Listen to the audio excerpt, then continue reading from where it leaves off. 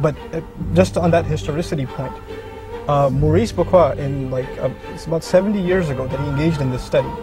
He said, well, Jewish history contradicts what the Quran is saying about Haman and this tower building. Let's look at Egyptology. Let's look at Egyptian history. Because the French and the Germans at the late part of the 1800s had already started translating or getting into Egyptian hieroglyphics and reformulating the language to try to translate some of the ancient Egyptian texts. Egyptology was a big deal in the early 1900s even. So he travels to speak to some of these Egyptologists, says to them the Quran has this name, Haman, as a minister working for the historical pharaoh at the time of Moses, that specific pharaoh. Egyptologists tell him, and this is actually articulated in his book, The Bible, Quran, and Science,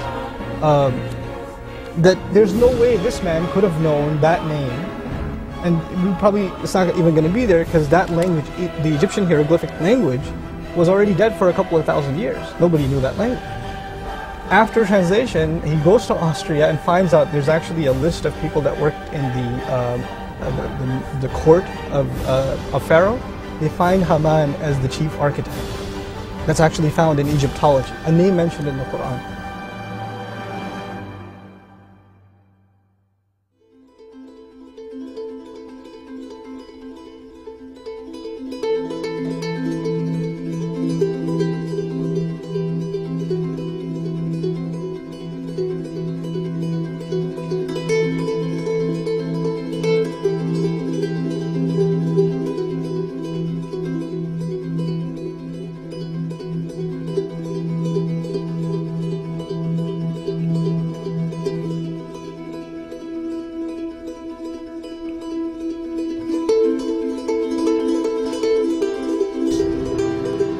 And it took more than 2 million blocks of stone, averaging 2.5 tons, to build the pyramid.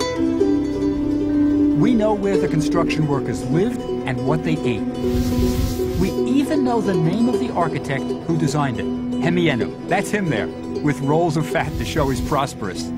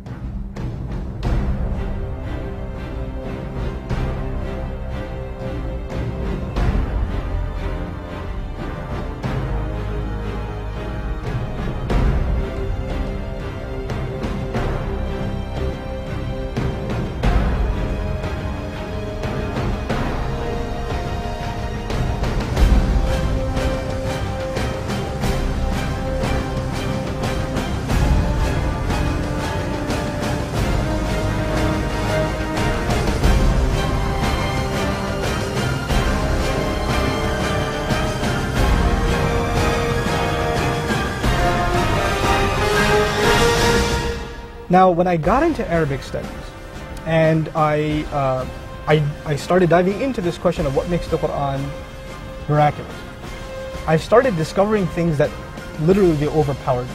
And I'm still a student of them. I actually teach a seminar that's traveling the country called Divine Speech. And the entire intent of the seminar is to expose the literary marvel of the Quran to an English-speaking audience without resorting to Arabic. That's the seminar. Now, just one example. The Quran, Muslims believe, is a spoken word, it's not written. We also believe that Muhammad didn't have the ability to write. We also know that when he would recite the Quran, there would be dozens of followers and they would immediately memorize what he said and it would just spread. So there's no editorial process. You can't go back on what you recited. It's gone, it's out there now. You can't take it back. It's kind of like sending an email nowadays, right? Now, just as an example, one phrase in the Quran that's part of a large discussion is the phrase وَرَبَّكَ فَكَبِّرْ. In Arabic it says وَرَبَّكَ فَكَبِّرْ, which means, and declare the greatness only of your Lord. Now recall I said something about a fusion of style and content. The content is beautiful, and it's part of a passage in which the signs of the Lord have been mentioned, the struggle has been mentioned, and then the messenger is being told, declare the greatness only of your Lord.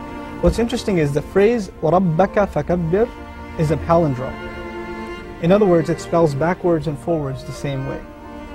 So the Quran is declaring the greatness of the Lord in a way, in its spelling form, and there's multiple instances in the spoken Quran, that it's actually a linguistic palindrome. Now, when you want to generate a palindrome in English, like race car, or Bob, or dad, or something like that, small one-syllable ones are easy to generate. Maybe a big word is a little harder, but a sentence, it would take you some time to sit down with words that are spelled backwards and forwards and come up with something that, and then even if you do that, your concern isn't your content. What's your concern? The spelling. So the spelling is actually dictating your content. Here you have multiple instances in the Quran where the content hasn't been altered. The content is continued, it flows with the passage, and yet the spelling structure is, it's a palindrome. It's symmetrical, backwards and forwards the same way. And this is not one, these are multiple instances in the Quran. And this is one area of the many areas of the linguistic marvel of the Quran.